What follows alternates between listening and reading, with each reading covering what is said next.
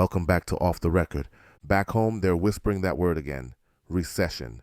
Stock markets dipping, companies cutting hours, people losing jobs that they thought were safe. And while America holds its breath, the rest of the world waits for the echo. Because whether you want to admit it or not, when the U.S. sneezes, the rest of the world catches a cold. See, people think living abroad means you've escaped all that.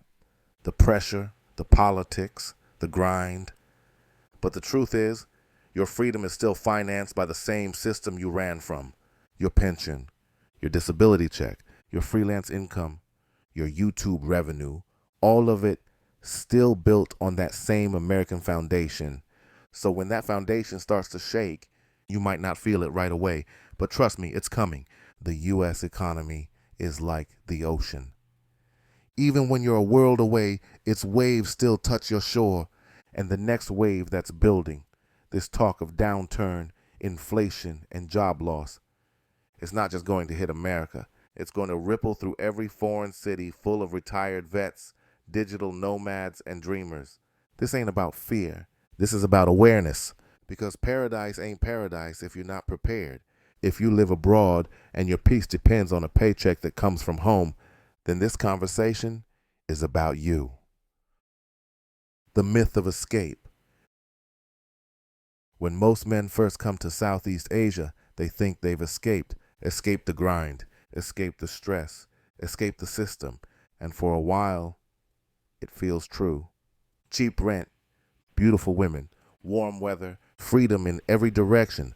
But what they don't realize is you can't escape a system that's still feeding you. Your freedom still runs through a pipeline connected to the United States. You're spending American money in a foreign land. You're living in Thailand, but your lifeline still sits in a U.S. bank. And as long as that's true, you're not free. You're just foreign. I've seen it hundreds of times. A man comes here full of energy, talking about how he escaped the matrix. He thinks because he doesn't clock in anymore, he's unplugged. But he's still checking his pension every month, still relying on the exchange rate, still living off a currency that don't even belong to this land. That's not escape. That's relocation. You just moved your dependency to a place that feels better. The illusion is powerful, because out here $1 feels like $5. And that makes you bold until the math changes. When the U.S. economy dips, that dollar weakens. And suddenly paradise gets expensive. When you were making $3,000 a month and rent was $500, you felt like a king. But if inflation hits and your cost of living doubles, now you're living check to check, just like before, except now you're sweating in a tropical shirt instead of a suit. The myth of escape is that you can run from responsibility, but all you've really done is change the scenery of your dependency. If your money stops tomorrow, can you still live the same life? If the dollar drops 15%, will you still be smiling? If your payments get delayed, do you have a plan or just a panic? See, that's the part most men ignore. They think freedom means distance, but real freedom means control. Distance don't save you. Discipline does. You can't outfly bad money habits, and you can't outdrink bad planning. The irony is, while some men come here to escape the American system, they end up living in one just like it. Except now it's built on illusions instead of taxes. They don't see it yet, but when the economy slows, they will. Because no matter where you go, you can't outrun a storm that's global. The dollar's double life.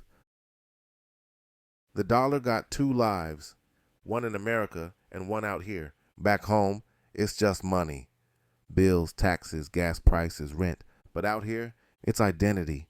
It decides who eats steak and who eats street food, who lives in a condo and who lives month to month, who's that guy and who's just another face in the crowd. When the dollar's strong, you walk different. You feel taller. You don't even notice it, but people do. The vendors smile wider. The girls laugh louder. The doors open faster.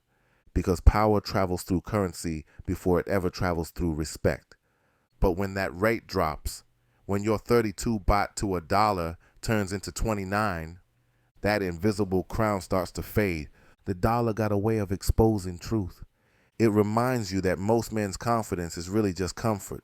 Take away the edge of easy money, and the ego follows right behind it. I know brothers out here who built their whole lifestyle around a currency they can't control. Every meal, every relationship, every plan, all priced in foreign comfort. And that's cool when the numbers play nice. But when the market turns, that same life becomes a luxury. You can tell who planned for that and who didn't. The ones who built systems, side hustles, online work, passive income, they just adjust. But the ones who built fantasies, they start selling excuses. That's the double life of the dollar. It gives you wings and handcuffs at the same time. Because the more powerful it makes you feel, the more dangerous it becomes to depend on. And when it weakens, it don't just shrink your wallet, it shrinks your world. You start saying no to the things that once felt normal. You start calculating every drink, every ride, every woman, and that's when the illusion cracks. I met a guy last year, retired early, living off investments. When the market crashed, he lost 20% of his income overnight. Said, "I'll be fine." 2 months later, he was selling his motorbike and moving to a smaller apartment. He didn't do anything wrong. He just forgot that paradise still has rent due. That's what a lot of men don't get. Your money doesn't just buy you comfort, it buys you identity. And when that identity depends on an economy you don't live in anymore, you're at the mercy of strangers you'll never meet.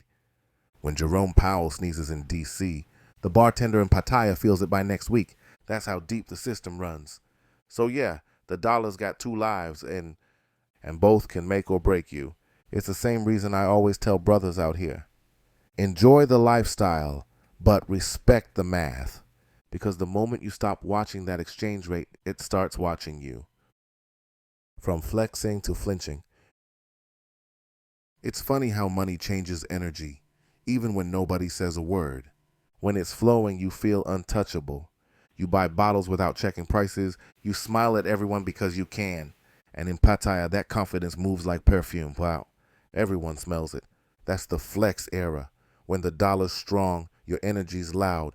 You don't think, you don't worry, you just live. And the city feeds off that.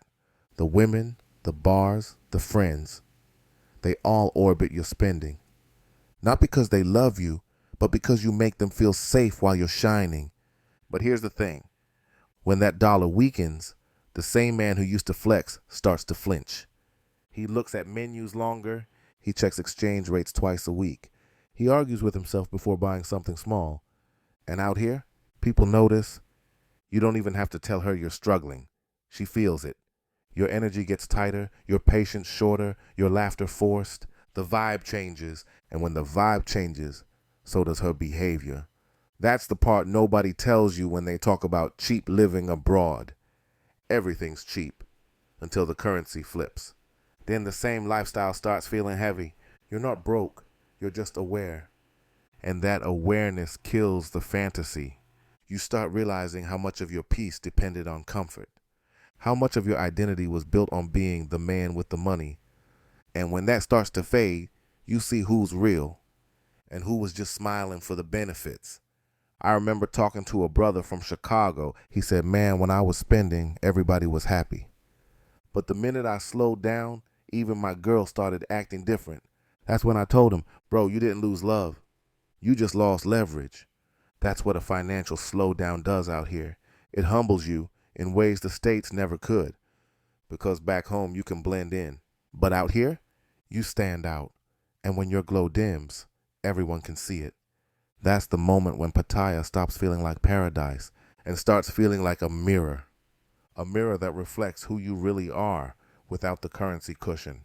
Because when the flex disappears, all that's left is your foundation. Money never changed you. It just revealed how temporary your confidence was. Inflation is the new addiction.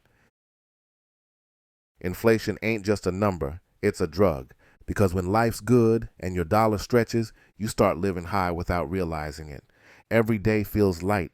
You order what you want, you tip a little extra, you stop checking prices. And before you know it, you're hooked, not on the money, but on the feeling of abundance. See, the addiction ain't luxury, it's comfort. That's what inflation steals first. Not your wealth, your peace. Because the more you get used to easy living, the harder it becomes to live without it. Then it happens slowly. Prices rise, your income don't. That same dinner costs 20% more. That trip you planned suddenly feels like a splurge. That casual night out, now it's a calculation. And it's not just about spending, it's about control. Because when your lifestyle inflates, your freedom deflates. I've seen men go from generous to guarded in one currency swing, not because they became stingy, but because they finally realized they were living off a high. Inflation exposes how fragile paradise really is. It reminds you, you don't own comfort, you rent it, and the cost goes up every year. The funny thing is, locals expect inflation. They've been adjusting to it their whole lives. But expats, they come here thinking comfort is permanent, like the exchange rate owes them a favor. Then when things shift, they call it unfair. But it's not unfair, it's reality. And if your peace depends on cheap prices, you were never peaceful, just lucky. That's why I say inflation is the new addiction, because it don't hit all at once. It creeps in while you're smiling. You start needing more to feel the same level of happy. More meals, more drinks, more women, more noise. And then one day you wake up and you realize you're still chasing satisfaction, just in a cheaper city. The real trap ain't inflation. It's forgetting who you were before the comfort.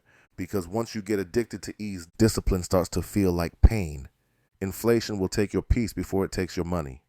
Because it forces you to confront one truth. You built your happiness on numbers that were never yours to control. When that happens, don't panic. Adjust. Because the men who survive inflation are the ones who remember how to live without being high on comfort. The weak man's paradise. Paradise can be poison if you're not built for peace. Because out here, it's easy to confuse comfort with control. Men come to Thailand thinking they found freedom. But what they've really found is a softer version of the same trap. No alarm clock, no boss, no deadlines. Sounds good. Until you realize that without struggle, most men lose structure. See, pressure builds purpose. But when the pressure's gone, some men start fading quietly. I've seen it too many times. Guys who were warriors back home turn into wanderers out here. Not because they got lazy, but because paradise let them stop pretending they had direction.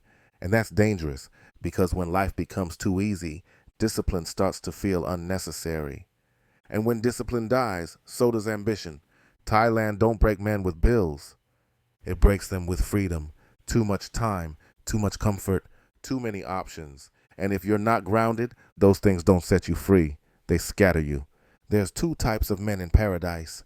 The ones who build peace and the ones who hide in it.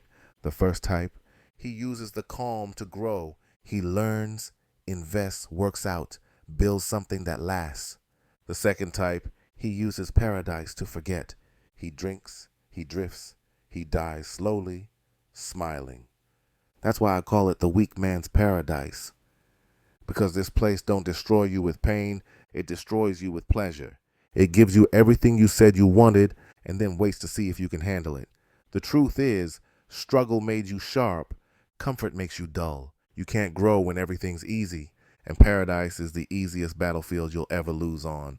Some men don't even realize they're falling apart. They say, I'm retired, I earned this. But what they really mean is, I stopped growing, and I don't want to admit it. That's the quiet tragedy of expat life. Not failure, numbness. A man with no mission will mistake pleasure for peace. So when that U.S. downturn hits, the weak ones fold fast, because they built their identity on the lifestyle, not the mindset. They were tourists with long visas, not men with long vision. Paradise don't build character, it reveals it. And when the easy life starts slipping away, you'll find out real quick if you were ever built for freedom. I'm going to end it right here for now, fellas, because what's coming next deserves its own space. This is only part one of this conversation. And in part two, we're diving even deeper. We'll talk about how the hustle hits home, how men survive when the money slows, and what a U.S. crash really means for those of us living abroad. So stay tuned. Part 2 drops soon. If you felt this one, hit that like button, drop your thoughts below, and share it with somebody who needs a reality check. This is Off the Record. Real talk, no filters. I'm gone.